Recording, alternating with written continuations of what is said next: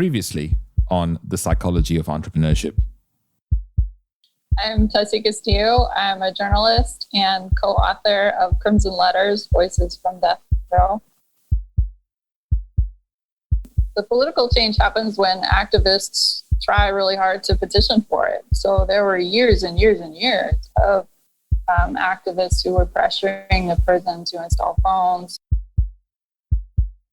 When I was teaching my class at Central Prison, there were two people who had been involved in some kind of a robbery that had ended in a murder. And in both cases, they got the death penalty as the accomplices, while the actual shooter, the one who did the killing, did not get the death penalty.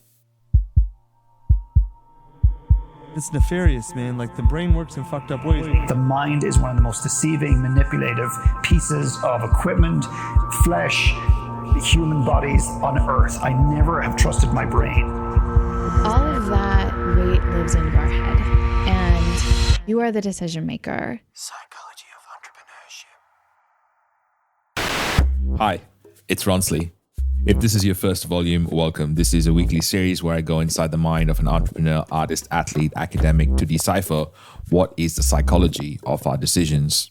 I'm Australian, and I'd like to acknowledge our traditional custodians of country where I live and work. I pay my respects to elders past, present, and emerging, and acknowledge our continuous connection and contribution to land, sea, and community. If you're working on solving a problem in your lifetime, Ronsley, you're thinking a bit too small. That was a quote from one of my head chefs. He once told me that while I was training to become a qualified chef. I think he actually got it from another chef. Anyway, that quote has always captivated me. But what if there was someone who embodied that, and all I had to do is understand the basics of where all that comes from? You know, solving meaningful problems, that is. What if I told you that our next guest is not only curing a disease, but is curing a multitude of them? And those are the top killers of humans on the planet every year. Well, I'll get into the specifics of all that in a bit, but before that, let me introduce him. His name is Naveen Jain. He has done lots of amazing things. And when I say amazing, I promise you, when I start listing them, you will hear them and say, oh my God, Ronsley, I didn't think that big. Yes, that big, I promise you. But before I list the things that he has done and is doing, here's a brief background story. Yeah, so I'm born in India. We grew up in very, very humble poverty background. But to me, where you come from, you should never forget. But it doesn't define what you become. It tells you who you were, and you should never forget that, right? But you can never put a limit on yourself. Where you come from ends up defining who you become. Who you become is entirely up to you. Your genes don't define who you are. The house you are born in doesn't define who you are. The environment you live in doesn't define who you are. And you can be anything you want if you believe in yourself. You surround yourself with the people who believe in you. You surround yourself with people who uplift you. You want to get rid of everyone who tells you you can't do it. Everyone who tells you you're not capable of doing it, or they'll tell you, oh, you come from this place, you will never get there. People like you are millions out there. They will never make it. You will never cut into NBA. You will never be able to get into the major league. You will never be able to do that. You know what? Those are the people who sit in an audience when Kobe is hitting the 3 after 3, right? Those are the people who always told everyone you can't do it. And when they do it, they are the one who are watching on the sideline saying, I always knew you would do it. You know, what was the most striking thing about interviewing Naveen is how he showed up for that interview. You can actually hear it in his voice, can't you? I personally was nervous from the start of the interview because a lot of things went wrong from a technical standpoint. But I was also talking with my first self-made billionaire. And when I say self-made, he didn't inherit wealth. He created it. Yes, that is billionaire with a B, which is 1,000 millions. And also, there is enough covered about the fact that he is a billionaire. So just search Naveen Jain to get a library of his work and interviews done about that. What I wanted to know is his voice, his accent. And while I was thinking all that, he said, We are so harsh on ourselves that we would not be that harsh even on our enemy, right? Imagine if you're walking with just a casual friend, a casual acquaintance on a hike, and the person actually slips and falls over and hurts himself. You would never say, "What a clumsy son of a bitch. Can't you just keep track of the damn thing where you're going?" You would say, "I'm so sorry you fell down. I'm so sorry you got hurt. Let me get up and let me help you." Versus when we do the same thing, we fall down. What do we say to ourselves? What a goddamn clumsy person I am. I cannot even keep track of what I'm doing, right? My point is we are so hard on ourselves that we couldn't even be that hard on our enemy, right? And my point is the self-love is about accepting who you are. Now, interestingly, unlike you, I have a very thick accent. I could obviously get a coach and try to change myself, but instead I just say, you know what? I am who I am, and I love the way I am. And I make that as an asset, because if people don't have accent, they can literally talk and someone could pay 20% attention to what they're saying and they could understand what is going on. When I'm speaking, if you pay less than 99% attention, you don't have a clue what I just said. That means I get every single ounce of attention from you. Way to flip the script. If you haven't figured it out already, this is a volume about solving meaningful problems in the world. And before I get to the 3 questions we should all ask ourselves before we start anything meaningful, and the list of insane accomplishments that Naveen has, which I spoke about earlier, he started to talk in dichotomies, like in paradoxes: good, bad, up, down, supplements, replacements, which was really interesting, starting with good or bad. Every time something happens, we have a tendency to define as good or bad. That means we somehow define an event. Is it a good event? If you call that good, you suddenly feel joy. And if you call it bad, you suddenly feel sad. And most of the time, an event you won't know is good or bad for many, many years, right? Because everything that you thought was bad ends up somewhere on the lines actually changing your mindset, changing something that actually becomes the core foundation of who you become. And next thing you know, that was your biggest asset, right? There was this guy in a village whose son just got, he had horses and the horse actually stabbed on this person's son's toe, and the person could not walk properly. It was now limping and it's been in our ear. And everyone was feeling that, how sad they are for what happened to this kid. And, they're really feeling bad about him. Year later, there was a draft, and every single person who was healthy and could walk properly were drafted. And this son, his person's son, was the only one in the village that never got drafted because he was limping. Imagine now that event that was considered the bad event and people were sad, all people were saying, you are the luckiest person on earth that your son is going to have home safe, right? So my point is, the event don't know is it good or bad until a much later time. So how would you consider, why would you want to define that good or bad, as opposed to saying that happened and time will tell is it good or bad? So if you believe that universe is your friend versus universe is your enemy, so if you say universe is my friend, it doesn't matter what happens. The way I look at the stuff is, obviously universe wanted this to happen because it has a plan that is going to be amazing when it unfolds, and I can't wait for that to come true. So the good bad line is blurry. What about ups and downs? Surely we all have them.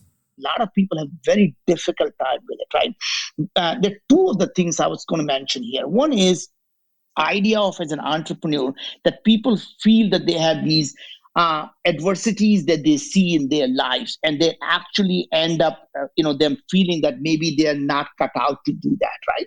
And I feel that as an entrepreneur, you have to expect and accept both, expect it and accept it, that there are going to be ups and downs.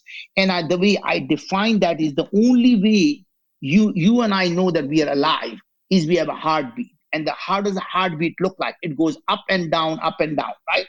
And when it's smooth, you're dead. So do you want to live a life of a dead person that is living a smooth life? Or you want to live a life of a person who is alive, that is constantly going up and down, and knowing that when you are down, just hunker down, because next beat is going to be up.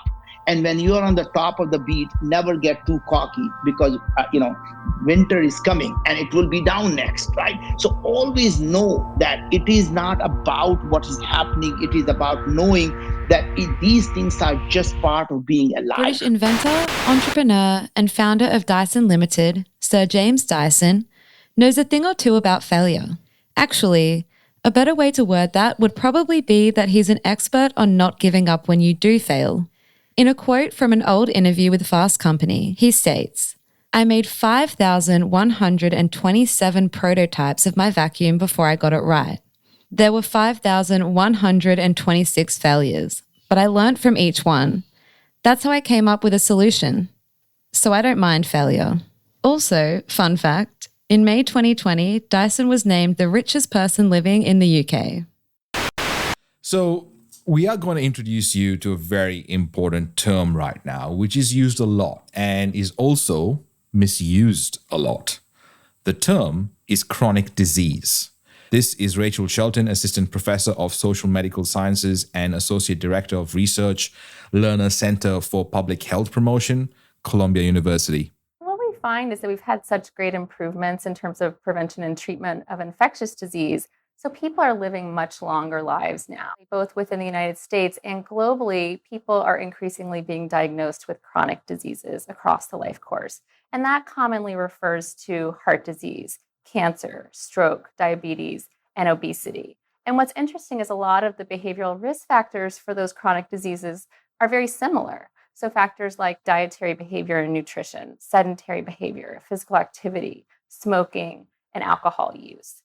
So as public health, what we really need to do is put a focus on prevention and really identify what are the key levers, what are the key policies, what are the key strategies and communication messages that we can have across the life course that can help promote health and prevent chronic disease. And really also think about what are the key factors in the neighborhoods we live in our work sites, in our communities and schools that can set up people for a healthy life, again, across the life course.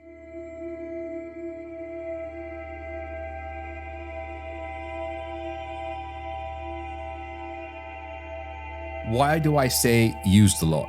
Well, we all know someone with those diseases. Why do I say misused a lot? Well, everyone with those diseases takes a handful of pills every day and calls themselves healthy because they don't have an infectious disease. But they have a chronic disease, hence not healthy. And why is that? Well, I think Naveen might have something to say about that. In our current medical industrial complex, the whole thing is about you give me the ill, I'll give you the pill. I mean, that's literally, you tell me this is my symptom, here is a pill for you. And they don't really, and that becomes a lifetime subscriber for them. So they love people having chronic diseases. Chronic disease means lifetime subscriber, right? And they don't want to get rid of the lifetime subscription. Why would you want to get rid of it, right? Now, to me, the education is really simple, especially the people who come from India. They know from Ayurveda. In fact, in Eastern culture, Ayurveda is all about personalized diet. That means they know that, if you eat this food, these bad things happen. You eat these food, these bad things happen. And in the Western culture, a Greek doctor named Hippocrates said, all diseases begin in the gut. Let food be thy medicine. Let thy medicine be the food. Everyone, in fact, understands that food is a medicine. But the problem is, a lot of people have a very difficult time changing their habit. They would rather eat what they want, and they rather pop in a pill after that. And we realized that there are going to be people like that, and how are we going to help them?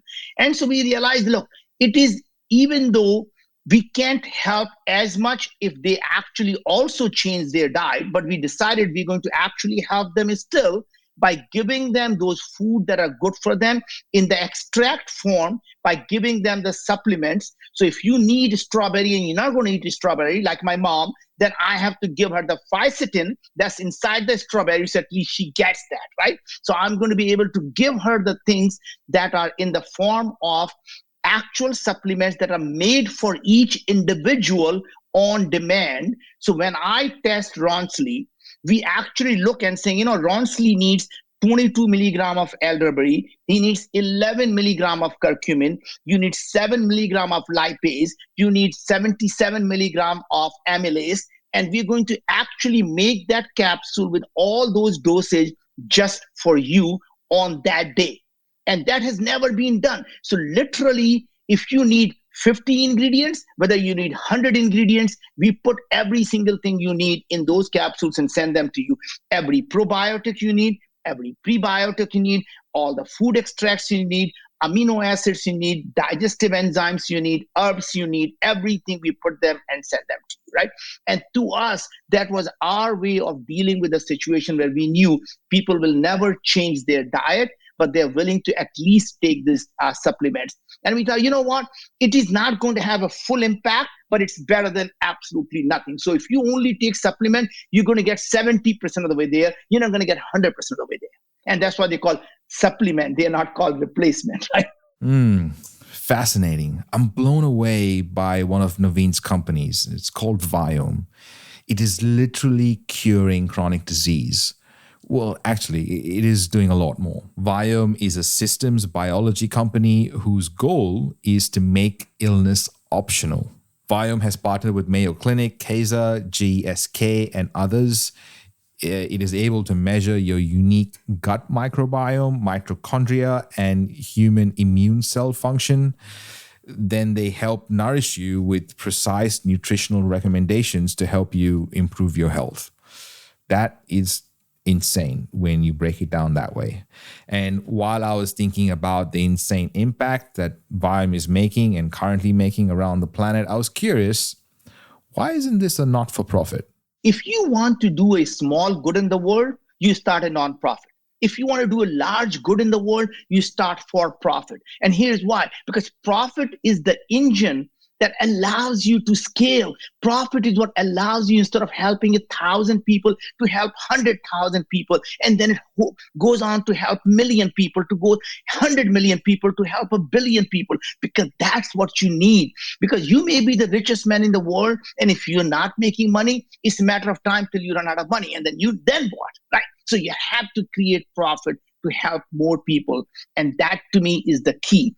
So your success will never be defined by how much money you have in the bank. Your success will be defined by how many lives you improved, because that is what's going to give you the money that you want in the bank, right? So when people start a company to solve a problem, they make a lot of money, because making money is the byproduct of doing things that you love doing and by helping other people.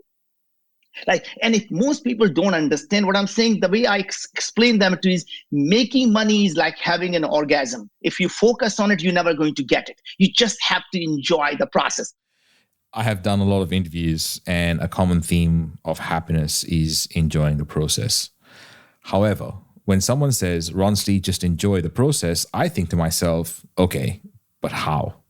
It's easy for you to say that. Well, I used to think that for sure. I have what is called shiny ball or shiny object syndrome. I like chasing shiny objects. And I was saying that to Naveen, how much I love starting things and shiny objects, to which he gave me his 3-question framework. Before you start something, ask yourself 3 questions. Why this? Why now? Why me? So why this is, you simply say, before you even start a company, you say, God forbid I am actually successful in solving this problem. Would it actually help 1 billion people live a better life? And all that really means is, if you are actually successful in solving it, is this a big enough market? Is this the problem that billion people are clamoring for someone to solve? That means if you say, yes, I can help billion people live a better life, it will actually be a good problem to solve. So when I started Viome, we said, look, what if we can actually create a world where having a chronic disease is a matter of choice, not a matter of bad luck? What if being sick actually becomes optional? So in our case, when I asked the first question, why this? We said, you know what? If we can truly prevent and reverse chronic diseases, would it help a billion people? And the answer was 7.4 billion people, check mark, done. So that is solved. When we come back, the other two questions and Naveen's list of incredible accomplishments, including some that are literally out of this world, like not of this planet, out of this world. Yep, I just said that. Psychology of entrepreneurship. Our aim with this audio documentary has always been to build a strong community of entrepreneurs and creatives to provide a space where they can use their voice to share their authenticity with the world. As a valued listener, your voice matters too. We love to hear your feedback and ideas, so don't be shy to let us know how we're doing in the ratings and comments. If you have a message for our production team or know someone who would be a perfect fit as a guest, you can find out more information on how to share your input at psychologyofentrepreneurship.com. Welcome back. We were talking about Naveen's 3-question framework before you start something meaningful. Naveen, what's the second part? The second part is why now? Why would you want to do it now? And this is really something you have to ask, is what had changed in the last 1 year and what do you expect to change in the next 2 or 3 years that will allow you to solve this problem now than it was possible to solve 10 years ago. And here is why. If this problem could have been solved using everything that was available 10 years ago, then you are not the smartest guy in the world. Somebody else would have done it. So that means there's something had to have changed. What is the catalyst that says now is the right time? COVID happened. World is changed. Everything is changed. So now in our case, we said, to able to prevent and reverse chronic diseases, the couple of things have to happen. We have to be able to actually digitize the human body, understand what is really going on inside the human body. To do that, the cost of sequencing, understanding what genes are actually being expressed. So it's not about what genes do you have, because your genes never change when you develop chronic diseases. So if you do your DNA test today and you gain 200 pounds, your DNA is still the same. You can develop depression, your DNA doesn't change. You get autoimmune disease, your DNA doesn't change. And any of the disease you can talk about, your DNA never changes. What changes is your gene expression, which is not your genes, but gene expression. It's not your DNA, but it's your RNA that changes. So in our case, we say, you know what? To do that, you have to be able to sequence it. And the cost of sequencing when I started the company was over $1,000. And we say, I think in the next couple of years, it's going to come down, and it's going to come down to under $100.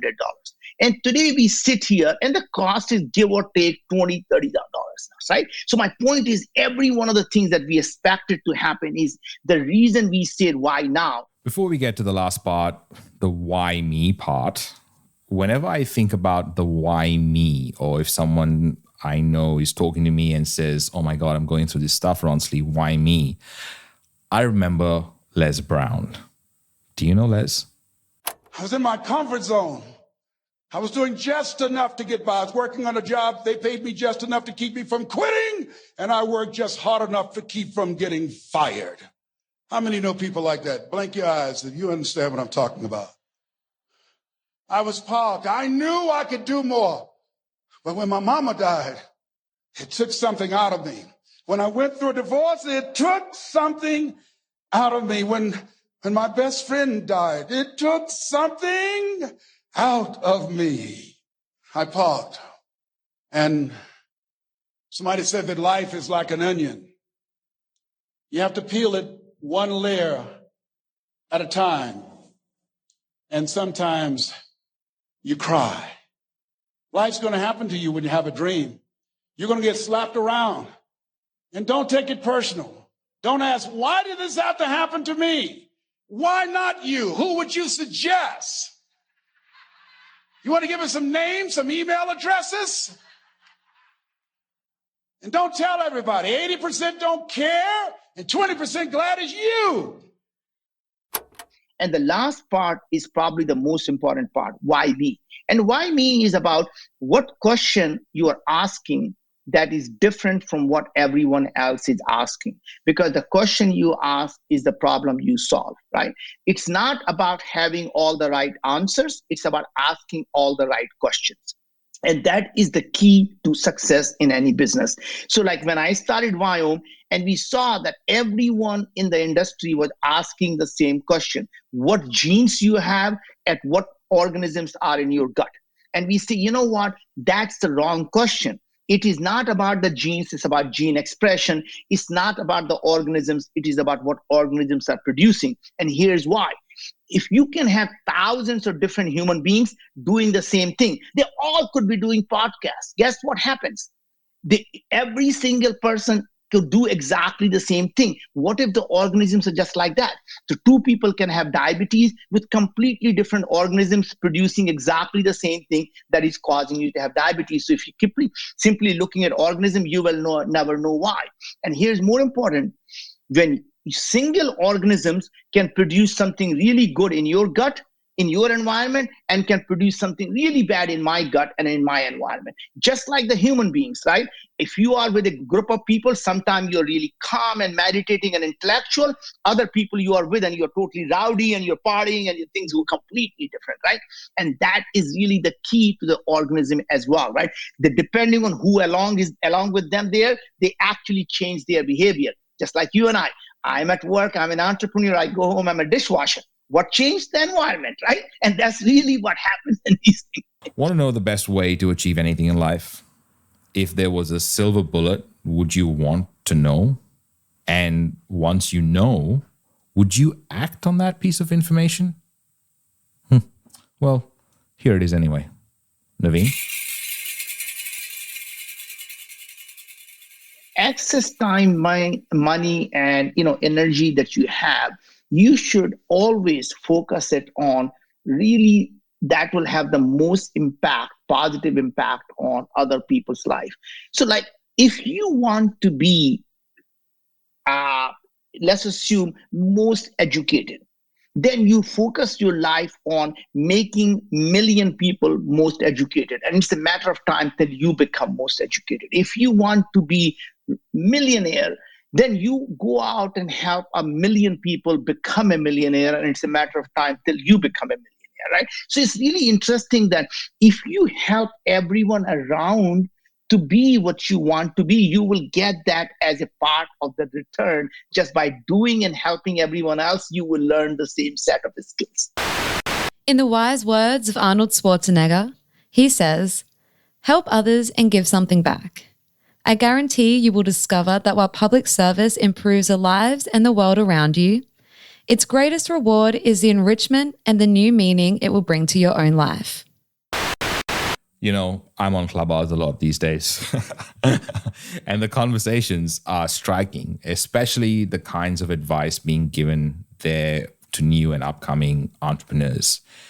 And we meet people sometimes that feel like entrepreneurship is kind of forced onto them.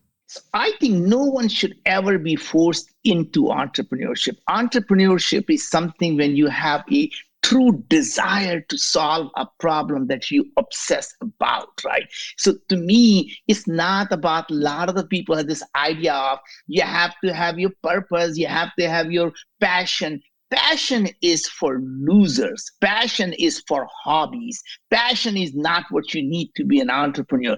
Entrepreneurs really need a true obsession. When they go to sleep thinking about wanting to solve the problem, they jump out of the bed at 4 a.m. and wanting to do the things they are doing. And those are the people that are true entrepreneurs, because entrepreneurship is about actually taking action to solve a problem. It's not about starting a company. It's really truly about solving a problem, whatever that happens to be. If you feel you have to do something, not because it's not coming internally, because there is an external reason for it, you will never succeed. If you're doing it for any other reason other than to help improve people's lives, you're going to fail. And the reason I say that, it's not, a lot of people think, oh my God, all these people who go out and succeed and they talk about helping people. I mean, you know what? I'm barely trying to make my ends meet and you talk about helping people. I mean, you know what? Go live your life, right? But I'm telling you why I say that. Helping people means you actually have a pain point that you're solving. So I don't mean giving a handout to someone when you say helping someone. I'm not suggesting that. All I'm saying is find a problem that people are clamoring to have someone solve it. So when you say I'm helping 1 billion people live a better life, it could be anything that could be. It could be I'm giving them something they desire and I'm solving their pain point. Because once you do that, you have a massive, massive enterprise that you can solve. The only way to create a long-term sustainable enterprise is to actually help people in their way to make them better. Whatever that better means for those people, you make them live better. And that is not about handout that I am hurting, I don't have money, how can I help people? Well, you help people by solving their problem. If they are unemployed, guess what? Find a way to get them a job. Guess what? You're helping them and you're helping yourself, right? So doing good and doing well actually always go together. Put your oxygen mask before helping others. Naveen mentioned billion people. He is just imagining at quantum levels. Sometimes these words like billions are being thrown out by people that don't really know what it really means to impact 1 billion people. But it must be more than that, huh, Naveen? I get the sense that you don't like being labeled a self-made billionaire. What defines you? It doesn't define me. Money doesn't define me who I am. What defines me that I am a great father. What defines me is I jump out of the bed when I wake up in the morning. And what defines me is our children are going out there and actually making a positive impact on humanity, right? And building great companies while doing so, right? And to me, that is what I look at, what my legacy is. My legacy is not what I did. My legacy is the things I stood for, the people I inspired, and the children that I'm leaving behind who are not parasites on humanity. They are actually going out and contributing to the society. And I always, when our children were young, I always told them that your self-worth will never come from what you own. Your self-worth comes from what you create. And if you haven't created anything and you own a lot, you're still a parasite on humanity. So don't ever be a parasite. Give back to the society. Go out and create things. Go out and solve people's problem and create massive enterprises, right? And be proud of who you are. Don't be ashamed of who you are just because you have money. You don't have to be ashamed of it. Don't let someone else make you feel guilty about having it, but show them what you do with it. And that's what defines you. What defines you is one of the most over-asked questions in podcasting today. And before we wind this up, I'd like you to maybe share in a moment that I had with Naveen, because after all these thousands of interviews, I still ask dumb questions. Honestly, Ronsley, that's the dumbest questions people ask me, that what are your habits that make you who you are? And I really feel that habits don't define people. Their mindset does. So, for example, people say Tony Robbins is so inspiring. If I can follow his habits, I can become the same.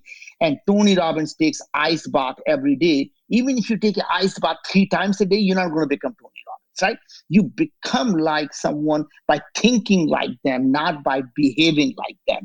And that to me is really the key, is not, don't follow what other people do. Follow how they think. And if you can do that, then have your own set of habits that will work for you. So for example, if I tell you that I walk, walking may not be for you. Maybe it is swimming. Maybe it is bicycling. Maybe it is something else, right? Maybe I go to bed early and I get up early. Maybe that's not you. Maybe you can go to bed 2 hours later and still be a very productive person. You may not get up at 4 a.m., but you're really productive when you get up at 6 a.m.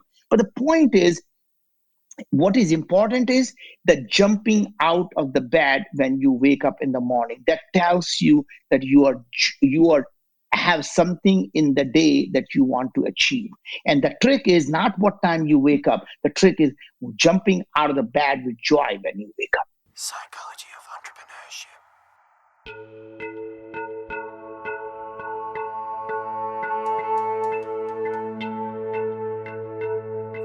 Coming up on the Psychology of Entrepreneurship.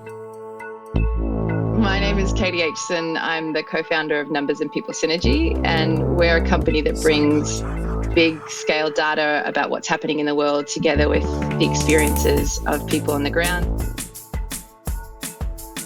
There is a lot to learn from children that we very rarely, I talk about young people not getting listened to. I think children are probably the most silenced group in our society.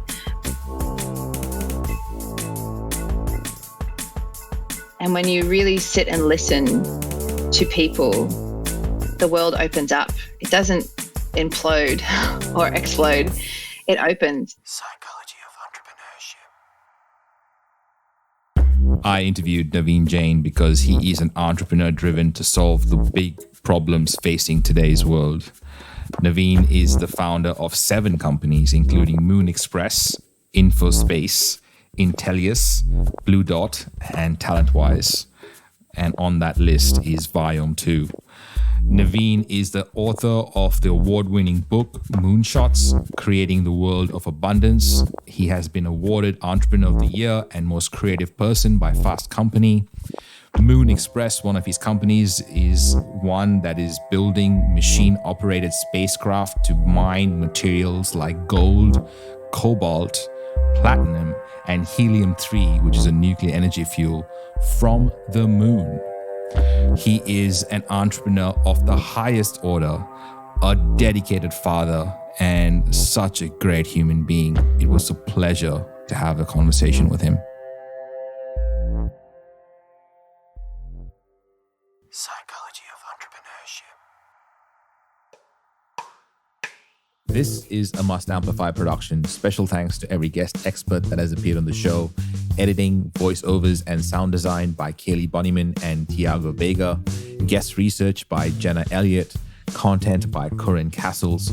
Project managed by the legend that is Kaylee Bonnyman. Produced and hosted by me, Ronsley Vaz. For more episodes and way to listen, go to mustamplify.com/POE.